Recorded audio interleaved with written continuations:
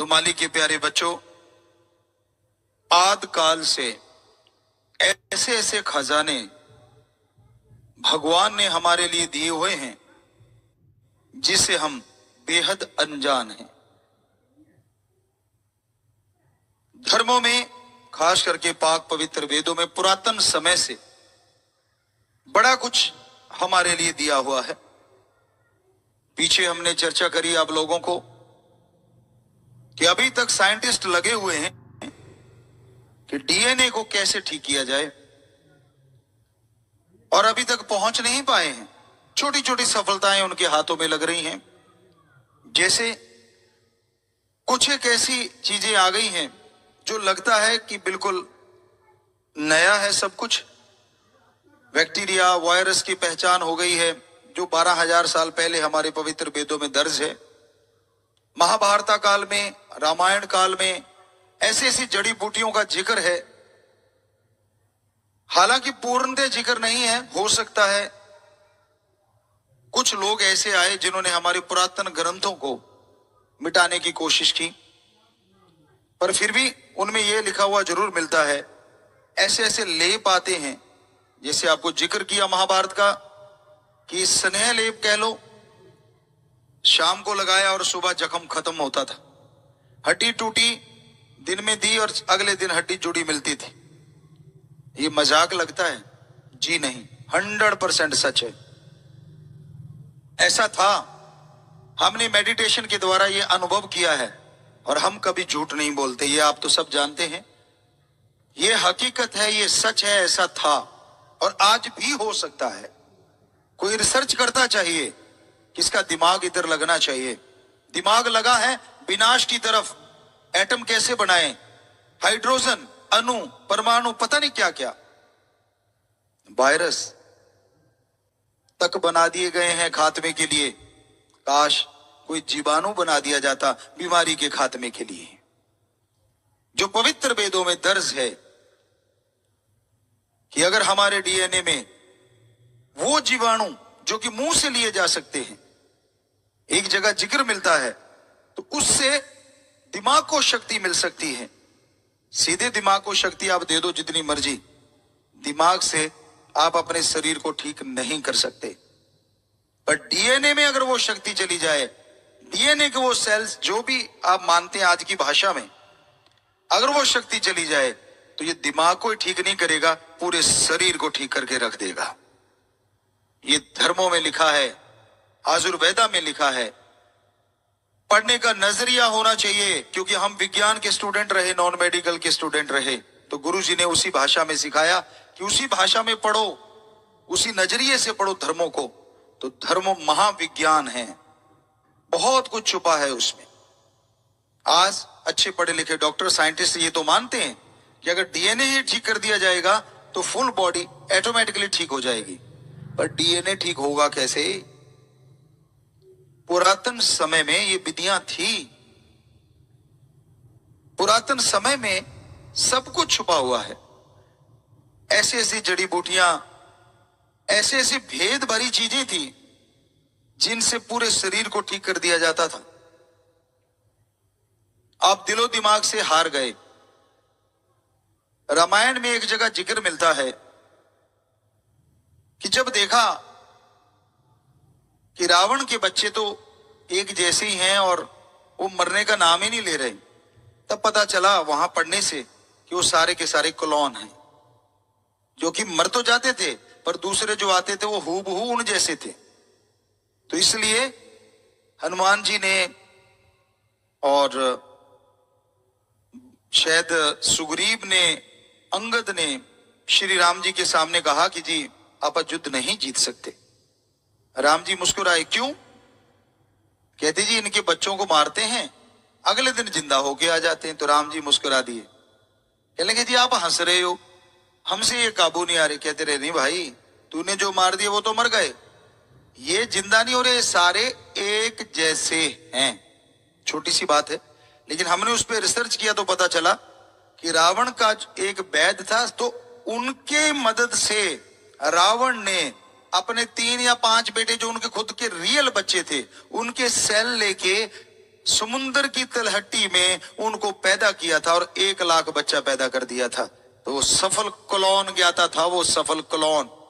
आज चंद चीजें सीख के अहंकार मत करो, बहुत पीछे हो आप। गजब था, कमाल थी ये चीज, हमें पढ़ने में आई पर हर किसी की नहीं आती। अब जब रिसर्च करने लग जाओ तो फिर कहते हैं ना, बाल की खाल निकल आती है, और निकलती है, हकीकत है ये। कई बार बाल को खींचो, ऊपर वाला हिस्सा निकल जाता है, नीचे वाला रह जाता है। तो क्योंकि बाल की भी लेयर होती है, चमड़ी की भी लेयर होती है, तो उसी तरह ज्ञान की भी बहुत सारी लेयर है।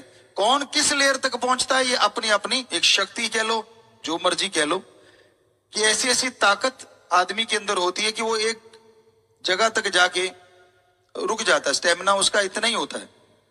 लेकिन गुरुजी ने आशीर्वाद दिया तो हम उसकी तह तक जाया करते थे, और जाते हैं आज भी, और देखा है।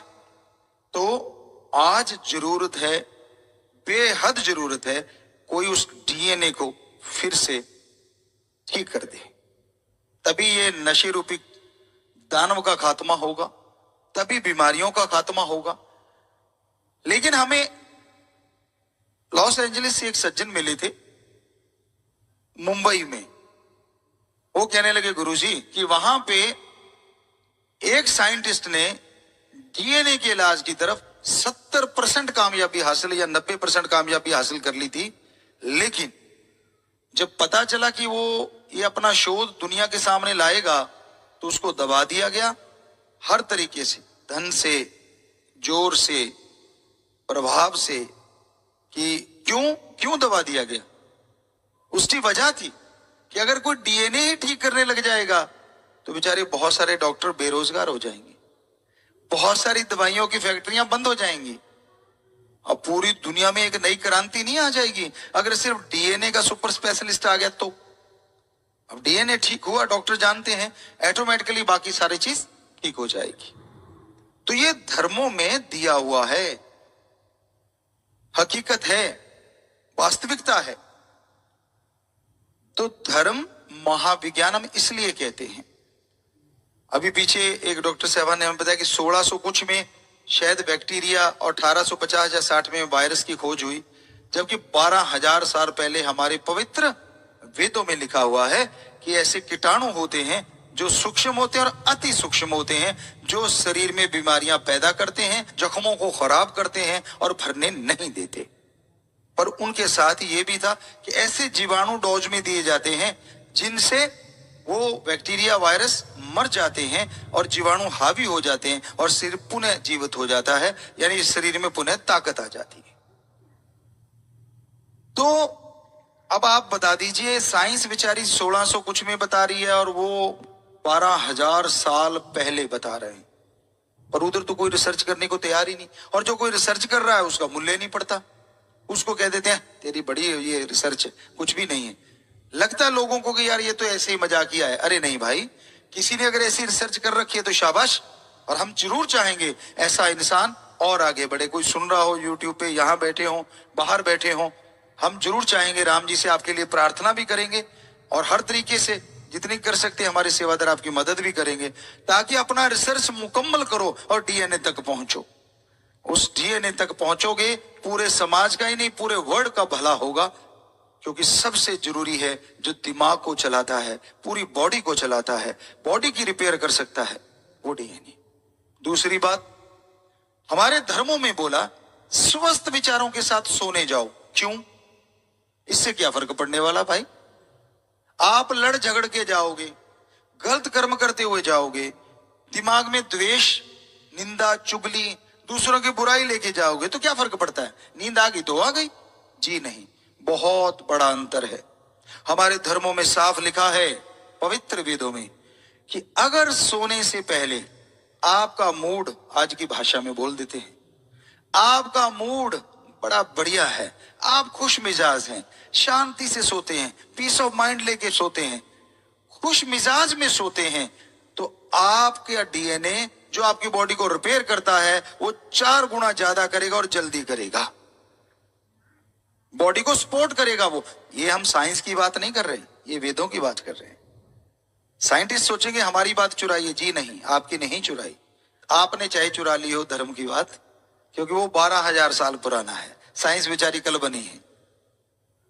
और फिर ऊपर से अगर मेडिटेशन करके सो तो मूड भी बढ़िया है, विचार भी शुद्ध हैं, और खाना भी अच्छा खा चुके हैं, खाने को खाए 2.5-3 घंटे हो गए हैं, आप सोने जा रहे हैं, दूध पिए भी आधा पौना घंटा हो गया हो, फिर सोने जा रहे हैं, और राम का नाम, मेथड ऑफ मेडिटेशन, गुरु मंत्रा, कलमा, नाम शब्द, अलग अलग धर्मों में जो शब्द हैं उनका अभ्यास करते करते अगर आप सो जाते हैं तो यकीन मानो वो जो 4 गुना है वो 8 गुना भी हो सकता है, क्योंकि आप सोते समय अपनी विल पावर को जगा के सो रहे हैं।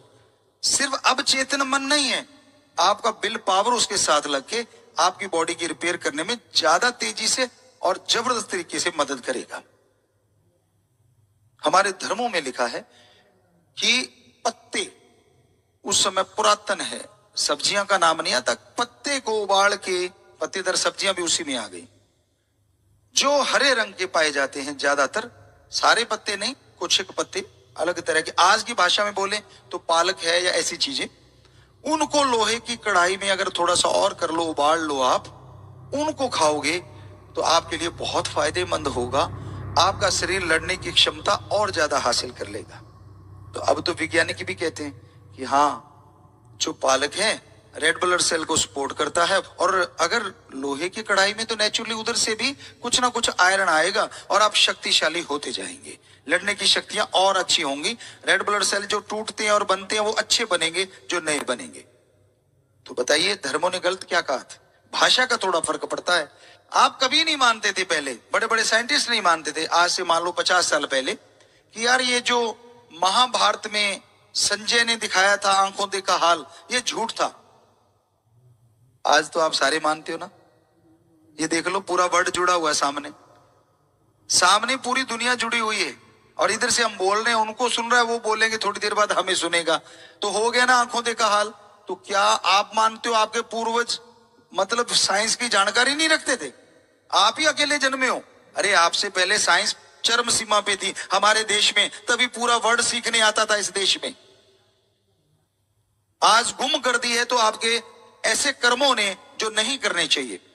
आप अहंकार में डूबे हैं, आप नशे में डूबे हैं, खुदी में डूबे हैं, और कुछ लोग तो दूसरों को मार के ये सोचते हैं कि मैंने पता नहीं कौन सा तीर मार दिया। अरे लानत, जवानी काम में तो आती, अगर किसी का नशा छुड़वा देता, किसी के होते घर बर्बाद को आबाद कर देता, तो मान लेते कि तूने अच्छा काम किया। समाज को डराना, समाज को भयभीत करना, ये हमारे धर्मों में राक्षसों का काम हो सकता है, इंसान का नहीं। यही सच्चाई है, धर्मों की सच्चाई बोल रहे हैं। तो अपनी जवानी को अच्छे कामों में लगाओ बच्चों, किसी का भला करो। अरे रोड पे कोई ऐसा दिव्यांग जिसको दिखता नहीं है, वो खड़ा है, उंगली पकड़ के रोड पार करवा दो, ये आपका दान महादान के समान है।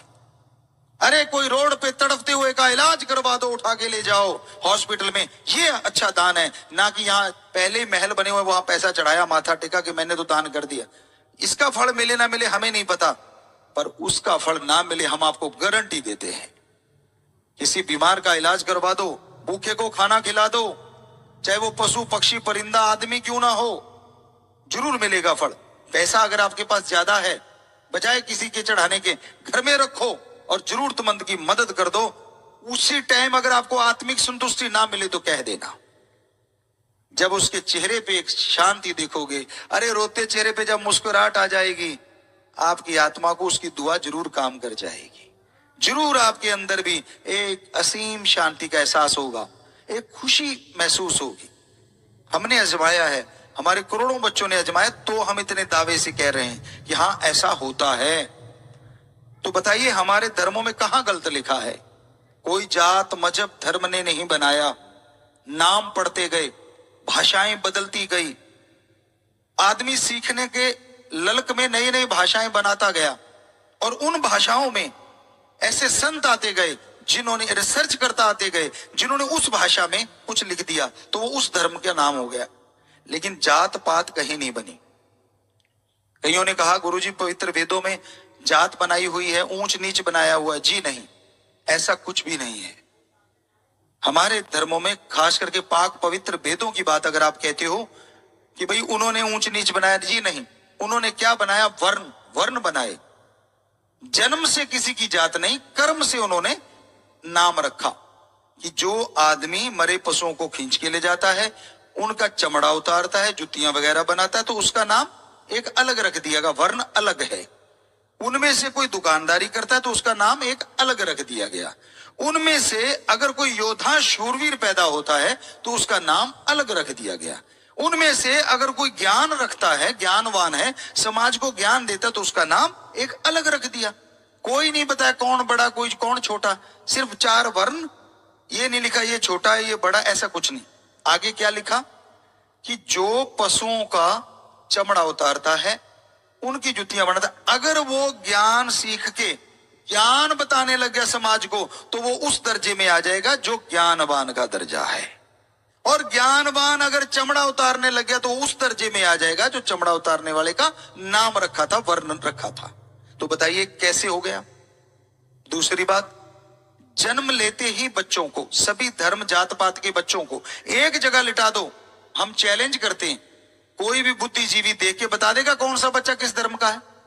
जन्म लेते ही नग्न पड़े हो, एक जैसा रंग हो, नहीं बता सकते ना आप। ये जरूर बता दोगे ये विदेशी है, क्योंकि नाक नैन नक्श से थोड़ा बता सकते हो, पर इंडियन वाले अगर सारे एक जैसे पड़े हो तो नहीं बता पाओगे। क्यों? क्योंकि बड़े वाला ताज लगा के पैदा नहीं होता, छोटे के पूंछ नहीं लगी होती। राम ने एक जैसे बनाए हैं सबको। क्या ब्लड ग्रुप सेम हो, इस देश वालों का दूसरे देशों के खून नहीं चढ़ेगा? चढ़ेगा। क्या छोटे वाले का बड़े के खून लगेगा कि नहीं? तब तो दौड़ के लगाते हो, रिक्शे वाले को दे दो यार, इसकी 2 बोतलें खून की ले लेते हैं, तब तो नहीं देखते छोटा बड़ा। तो ये आपके बनाए हुए चोचले हैं, बनाए हुए ढोंग हैं। धर्मों में इसकी कोई जगह नहीं है। हम सब एक हैं और हमारा मालिक एक है। ये है धर्मों का संदेश, ये है धर्मों का संदेश। हमारी जात इंसानियत है, मानवता है, बस। पशु की जात पशुपन है, पक्षियों की जात पक्षी है, बाकी वनस्पति की पेड़ पौधे जड़ी बूटियां ये उनकी जात है, कीड़े मकोड़े ये उनकी जात है। तो उसी तरह आप कई तरह के पशु घूम रहे हो तो आप क्या नाम बोलोगे अलग अलग? चिड़ियाघर में चले गए, मान लो वहां 10-15 तरह के पशु घूम रहे हैं, तो आपने इकट्ठे घूमते देखे, क्या बोलोगे? यार पशु घूम रहे। ये तो नहीं कहोगे सियार है, मिर्ग है, फलां घूम रहे, कभी नहीं। और सोचो, मनोदशा देखो आदमी की। माइक दे देते हैं, सबको आप संबोधित करो, कैसे करोगे? मेरे भाइयों, मेरे बुजुर्गों, मेरे बच्चों। अरे ये क्यों नहीं कहा मेरे हिंदू भाइयों, मेरे मुसलमान भाइयों? नहीं, तब तो नहीं बोलते आप, तब तो सारे आपके भाई हैं, सारे बुजुर्ग हैं, सारे बच्चे हैं। बाद में क्या गड़बड़ हो जाती है भाई? तो ये सच है, हम सब एक हैं और हमारा मालिक एक है। क्या पानी के नाम पे कोई लड़ता है? पानी को किसी ने जल कहा हो, वाटर, वाशर, आब, नीलू, नीरू, कोई बोला हो यार मेरे पानी को आप कैसे कह दिया? कभी झगड़ा हुआ? नहीं होता। लोगों से पूछा क्यों नहीं लड़ते? कहते जी हम समझदार हैं। कैसी समझदारी भाई? कहते हमें पता है तो पानी, आप कह दिया तो क्या फर्क पड़ता है? अरे पानी का नाम बदलने से आप लड़ते नहीं, तो भगवान का नाम बदलने से क्यों लड़ते हो? ये बताओ। आदमी का नाम बदलने से क्यों लड़ते हो? इसका नाम राम है, उसका नाम रहीम है, इसका नाम सिंह है, उसका नाम कुछ और है, तो क्या हो गया? नाम रख दिया अलग अलग। क्या हो गया? पहनावा अलग अलग हो गया, अंदर का मटेरियल तो सेम है। थोड़ा फर्क हो सकता है, वो आपके खान पान की वजह से थोड़ा फर्क हो सकता है। तो भाई वहीं पे आते हैं, यहां से चले थे कि हमारे धर्मों में ज्ञान का स्रोत जबरदस्त है, बस कोई ज्ञान लेने वाला चाहिए। हमने रूहानियत का, मेडिटेशन का ज्ञान लिया, उसमें से इतना ज्ञान आया कि हर चीज का उसमें से नॉलेज निकल के बाहर आ गया। एक बच्चे ने हमसे कभी पूछा था, डॉक्टर सहवान थे, वो हार्ट के स्पेशलिस्ट डॉक्टर थे।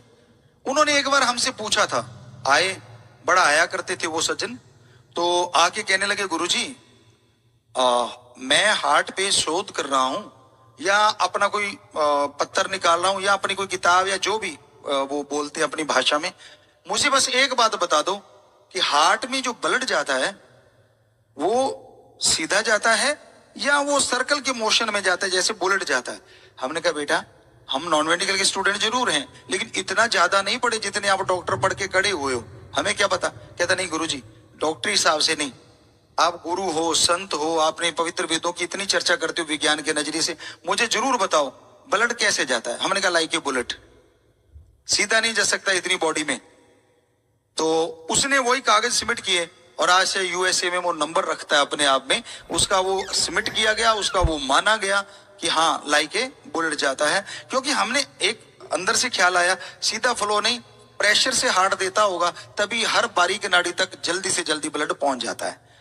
तो ये धर्मों में कहीं ना कहीं जिक्र आता है कि वो जो छोटा सा पुर्जा है, वो दिल जो है वो बड़ी स्पीड से ब्लड को भेजता है, लेकिन उसकी स्पीड मेंटेन रहती है तो तंदुरुस्त रहता है आदमी।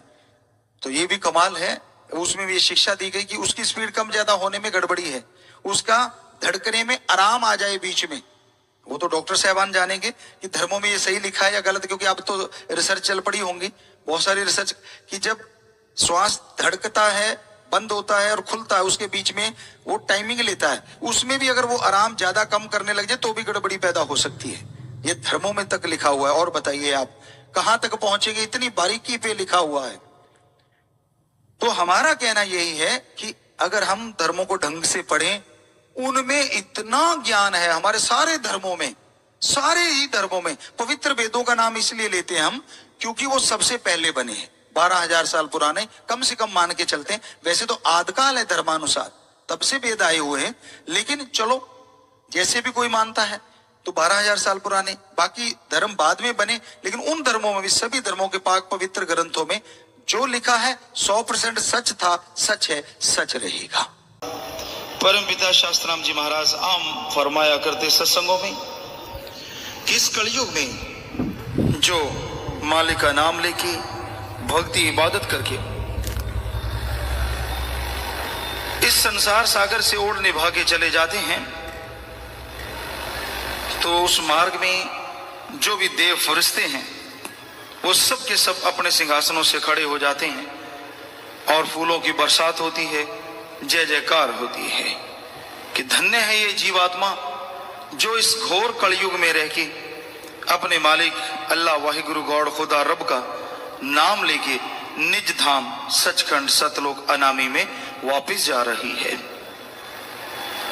पर ऐसा कोई कोई जीवात्मा होती है जो जीते जी अपने परम पिता परमात्मा को, उसके दर्श दीदार को, निज धाम को पा जाती है। अन्यथा आज भौतिक दावाद में, दुनियावी साजो सामान में लोग बुरी तरह से पागल हैं।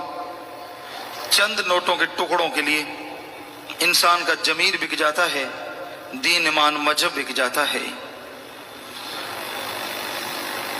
इस संसार में गिरे हुए लोगों की गिरावट का भी कोई हद नहीं। इस हद से गिरते हैं, इस हद से गिरते हैं कि शायद सारी हदें पार हो जाती हैं। पुराने बुजुर्ग अगर किसी को जुबान दे देते तो उस पे खरे उतरते। ऐसा कई बार हुआ है। अभी हम साउथ में गए तो वहां भी किसी सज्जन ने बताया, उनकी सिस्टर, उनकी बहन अच्छी पढ़ी लिखी, एजुकेटेड, अच्छा बड़ा घराना जहां उसने जन्म लिया, लेकिन उसके ताऊ ने किसी को पहले बचपन में ही जुबान दे दी कि भाई मेरे भाई की जो लड़की है उसकी शादी आपके लड़के से करेंगे। तो वो लड़का ठीक ठाक पढ़ पाया और कोई अमीर नहीं था परिवार, लेकिन वो परिवार बहुत ज्यादा अमीर हो गया। तो वहां पे उसने शादी कर दी। तो वो गुड़िया बताने लगी कि गुरुजी मैंने कभी अपने सामान तक आप नहीं उठाया था, नौकर चाकर थे, लेकिन वहां जाके पशुओं के दूध निकालना, उनका गोबर उठाना ये आम बात थी। तो कहती मैंने अपने आप को उसमें एडजस्ट किया और आज सुखी हूं। सो जहां बात है जुबान की, चाहते तो माँ बाप तोड़ सकते थे कि भाई हमें क्या है, हमारा तो अब परिवार इतना ऊंचा हो गया है, बहुत फर्क जमीन आसमान का, हम क्यों रिश्ता करें आपके। लेकिन ऐसी जुबानें भी होती थी। और आज आप यकीन मानिए आपस की बात छोड़िए, दुनिया की बात छोड़िए, जिसे इंसान गुरु पीर फकीर संत समझता है, उसके सामने भी लोग छल करते हैं, कपट करते हैं और इस तरह से मोर की चाल चलते हैं कि किसी को पता ही ना चले। और जब ऐसे लोगों के नस नस में जहर भरेगा और वो तड़फाएगा, तब दुनिया देखेगी और वो चारपाई पे कर रहेंगे, क्योंकि लेने का देना तो पड़ता ही पड़ता है। पुराने समय में लोग किसी का जरा सा एक चुटकी नमक भी खा लेते तो कभी भी नमक हरामी नहीं करते थे। आपको कई बार बात सुनाई है, एक चोर जो किसी के घर में चोरी करने चला गया और बड़ा ही शातिर, बड़ा मशहूर चोर जो कभी भी पकड़ा नहीं गया, तो उसने वहां पे जाके सेंध लगा ली, घर में प्रवेश कर गया। बड़ा ही माहिर, बड़ा ही शातिर था। जो भी धन दौलत, सोना चांदी जो भी पड़ा था, उसको पोटली में बांध लिया और बांध के ऐसे चलने लगा। अचानक उसकी निगाह सामने पड़े हुए कुछ सामान पे पड़ी, तो उसे भूख लगी हुई थी। अभी रात के 2-2:30 बजे थे। उसने सोचा चलो कुछ खा लें। निगाह मार के देखी तो उसे भूख लगी हुई थी। अभी रात के 2-2:30 बजे थे। उसने सोचा चलो कुछ खा लें। निगाह मार के देखी, ध्यान दिया कि ये सफेद सफेद शायद बूरा चीनी हो, देसी खांड। तो उसने वो बूरा चीनी समझ के ऐसी चुटकी भर के और मुंह में डाली, लेकिन वो तो नमक था। तो उसने वो जितने गहने थे वो रखे और एक पर्ची लिख के चला गया। सुबह परिवार वाले उठे तो बाद में कुछ देर बाद पता चला कि भाई अपने तो दीवार पीछे से किसी ने गिरा रखा है, सेंध लगा रखी है। दौड़ के गए, मकान में चेक किया तो एक पोटली में सोना चांदी, रुपए पैसे सब पड़े हैं, बंधे हुए।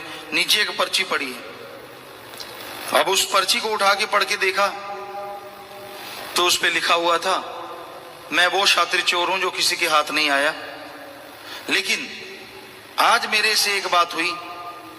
मैं सब कुछ लूट के आपका जा रहा था, मुझे भूख लगी थी, मैंने सोचा ये बूरा चीनी है, शक्कर है, तो मैं उस चीनी को उठा के मुंह में डाला, लेकिन वो चीनी नहीं नमक था, तो इसलिए मैंने आपका 2 चुटकी नमक खा लिया। इसलिए मैं नमक हरामी नहीं करूंगा और आपके ये गहने आपके घर में छोड़ के वापस जा रहा हूं। सिर्फ 1 या 2 चुटकी नमक खाया। चोरों को भी असूल होते हैं, लेकिन आज आप यकीन मानिए ऐसे गंदे और कीर्तघन लोग हैं जिनके कोई असूल नहीं। पता नहीं कितनी चुटकियां नहीं, शायद किलो के हिसाब से नमक खाया हो, लेकिन जब वो दीन ईमान बेचने पे आते हैं, रुपया पैसा उनको मिलता है, लोभ लालच दिखाते हैं, वो आप ही नहीं गिरते, लोगों को भी पटाना शुरू करते हैं, दूसरों को भी खराब करते। और ऐसे इंसान का नाम दोनों जहां में काला होता है और वो नरक से बढ़ के जिंदगी इधर और उधर भोगते हैं। टाइम लग सकता है क्योंकि खुशी आ रही है, उधर से लोग बाबा करते हैं, शाबाशी देते हैं, लोभ लालच दिखाते हैं, मान बढ़ाई देते हैं, और वो आदमी फूल के कुप्पा हो जाता है कि मेरी अकल कितनी तेज है, मैं सबको बुद्धू बना रहा हूं, सबके बीच में रहता हुआ सब बुरे से बुरे गुल खिला रहा हूं, फिर भी किसी को मेरा पता नहीं। भक्तों वाली एक्टिंग है, सारा सामान वही है, लेकिन अंदर सारा कुछ उल्टा है। पाप कर्म नमक हरामी करता है ऐसा इंसान, तो दोनों जहान में नरक दोजख भोगता है और बुरा हशर होता है।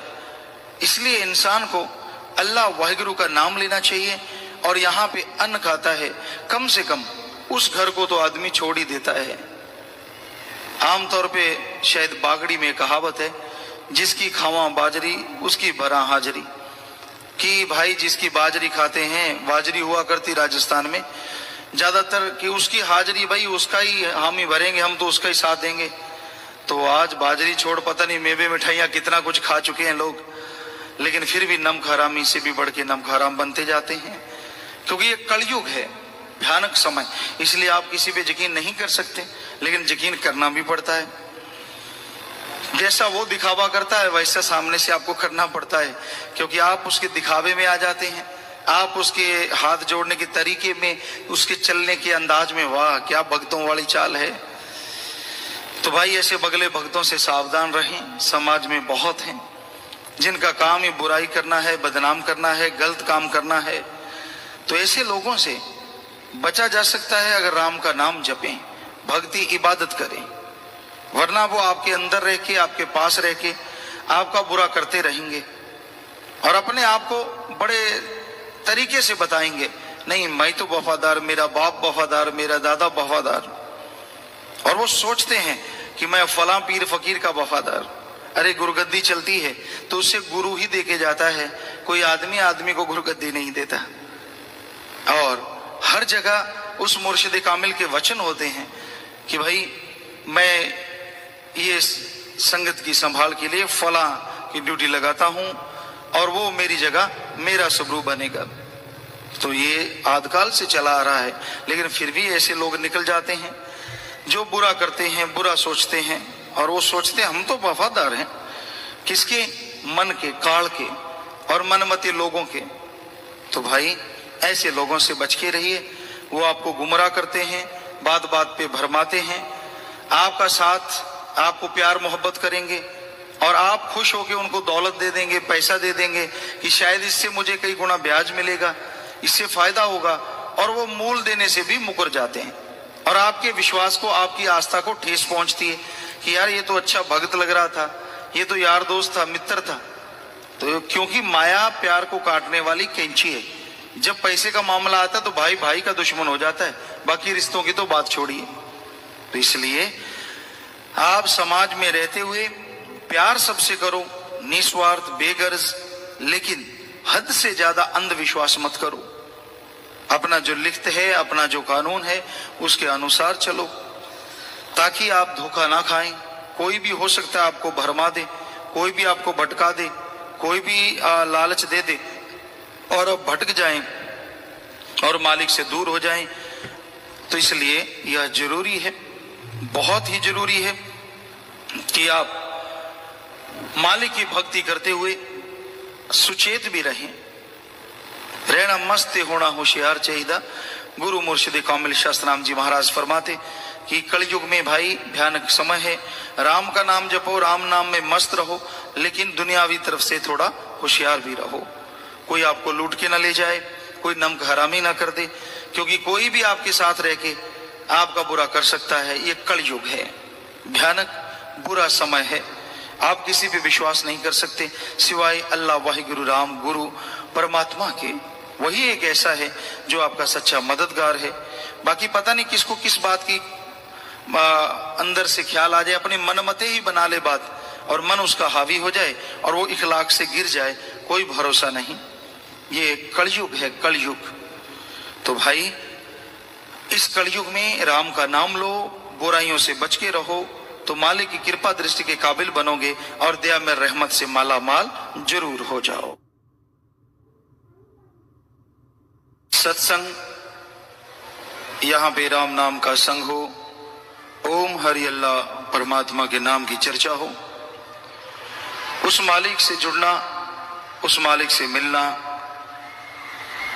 किस तरह से हो सकता है,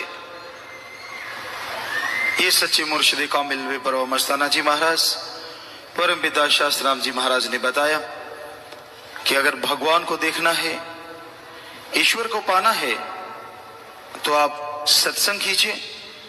यहां राम नाम की चर्चा हो, भगवान की चर्चा हो, उस चर्चा में आके बैठो, दीनता नम्रता से, सबसे निस्वार्थ भावना से प्यार करो, बेगर्ज मोहब्बत करो, तो आपका भगवान आपको जरूर मिलेगा। वो भगवान, वो ईश्वर, वो सुप्रीम पावर कण कण में है, जर्रे जर्रे में है, हर जगह मौजूद है। उसे वो पा सकता है जो उस राम का पुजारी है।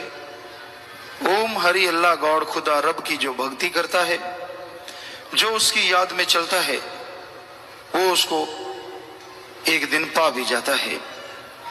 तो अगर आप भगवान की कृपा दृष्टि के काबिल बनना चाहते हैं, अगर दया मेहर रहमत के लायक बनना चाहते हैं तो आप राम नाम का सुमरन करें और एक दूसरे से निस्वार्थ भावना से प्यार मोहब्बत करें। ईर्ष्या, नफरत, द्वेष, द्वेष के लिए अपने दिल में कोई जगह ना रखें। सब एक ही मालिक के औलाद हैं, एक ही मालिक से बन के आए हैं, सबका मालिक एक है। यह समझते हुए कि हम सब एक भगवान की औलाद हैं, एक मालिक की जीवात्माएं हैं, एक दूसरे से निस्वार्थ भावना से प्यार करने से वो भगवान, वो दया का सागर, वो कृपा निधान जरूर कृपा दृष्टि करता है।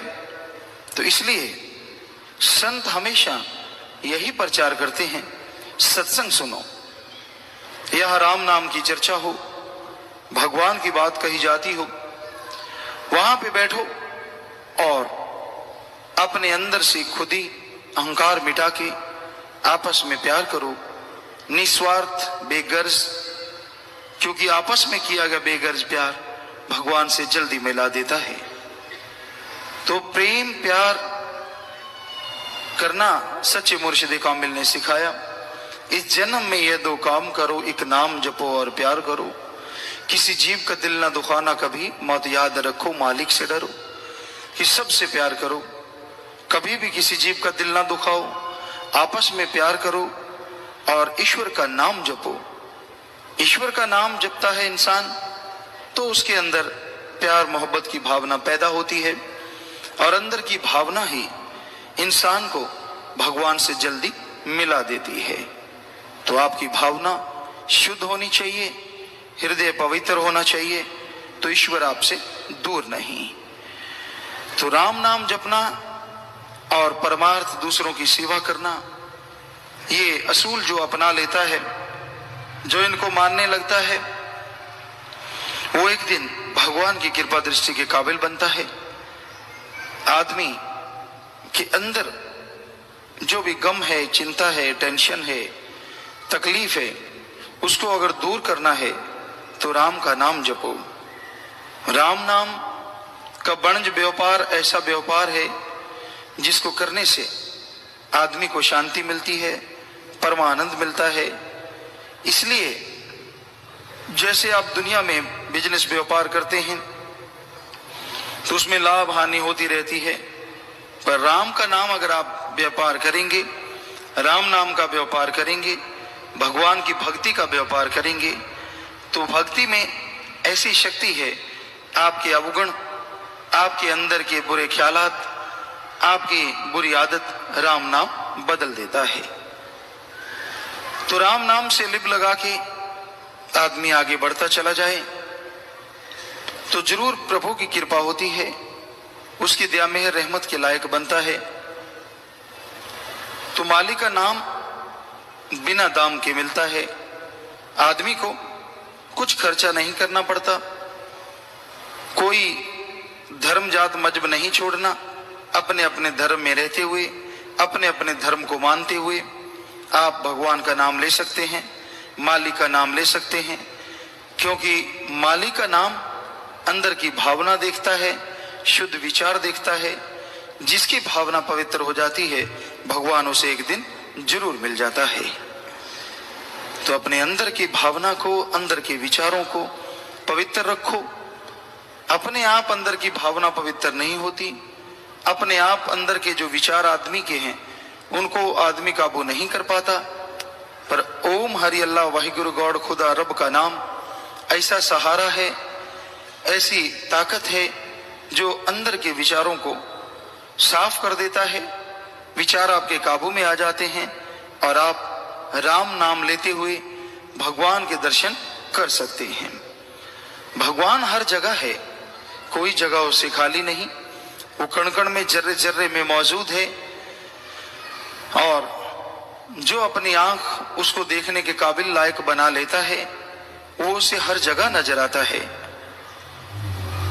राम नाम लेना जरूरी है क्योंकि भगवान अंदर होते हुए भी किसी को नजर नहीं आता, पर अगर इन आंखों में राम नाम की दवा डालेंगे, भगवान की भक्ति की दवा डालेंगे, तो ये आंखें अगर हम बाहर से बंद करके सुमरन में लगाएंगे तो वो अंदर खुल जाएंगी और भगवान के दर्श दीदार जरूर करवाएंगी। तुलसी जी ने लिखा है घट में सूझे नहीं लानत ऐसी जिंद, है घट में सूझे नहीं लानत ऐसी जिंद, तुलसी इस संसार को भयो मोतिया बिंद। कि भगवान सबके अंदर है, हर जगह मौजूद है, फिर भी नजर नहीं आता, क्योंकि आदमी भौतिकतावाद में उलझा हुआ है, विषय विकार में उलझा हुआ है।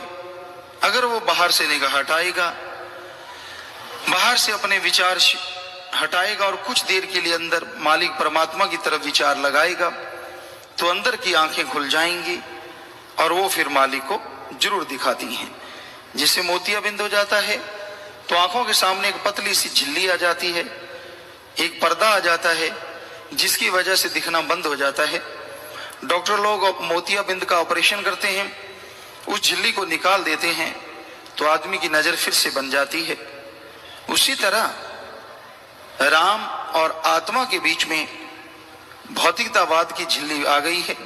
काम वासना क्रोध लोभ मोह अहंकार मन माया की, इसका ऑपरेशन एक ही है, एक ही दवा है, एक ही औषध है, और वो है राम नाम की दवा।